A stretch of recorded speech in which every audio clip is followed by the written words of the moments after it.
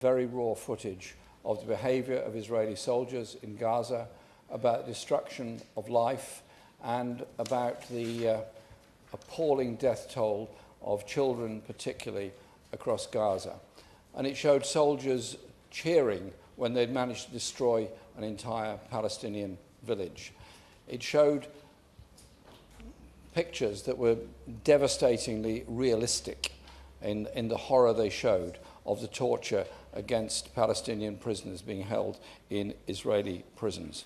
And after that, we had a question and answer session with a number of people, lawyers, medical people, and so on. And the doctor who was there described how when she tried to enter Gaza to act as a doctor, she was restricted to one suitcase. She was told she had to bring in 3 days' water supply. She was told she had to have her own personal security. She was told she had to have a car and a driver with her at all times in order just to undertake her work as a doctor. And she said there are very few hospitals working in Gaza.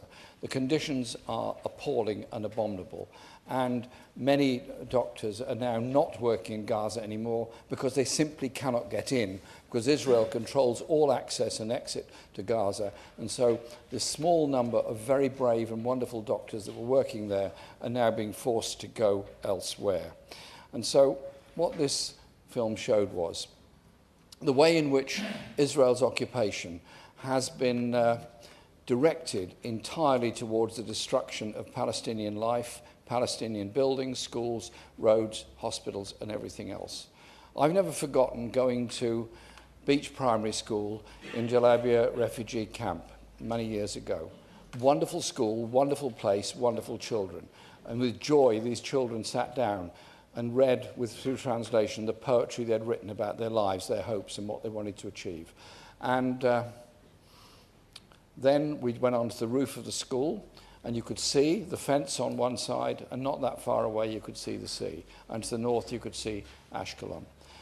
And you could feel the sadness in their voices as they said, we're never going to be able to go anywhere. We're never going to be able to travel anywhere. We are forever prisoners in this school and our homes. But at least at that time, they had homes and a school.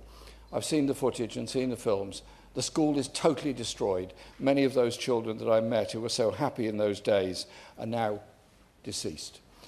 Famine is there in Gaza. It is registered as a famine around the world. Polluted water, inadequate food, inadequate medical supplies, absolutely appalling situation. And so we have to, yes, demand all the aid that we can to go into Gaza. Obviously, we would do that for any people anywhere in the world.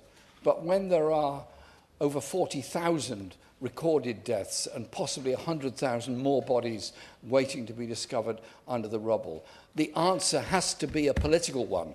Why are we still supplying arms to Israel, knowing full well that those arms, in contravention of ICJ rulings, are actually being used to bomb civilian targets in Gaza? War crimes are being committed before our very eyes on our televisions every night. It's up to our government, to show that if it believes in international law, it would halt the supply of weapons to Israel because it knows full well those weapons are being used to destroy human life in breach of all aspects of international humanitarian law.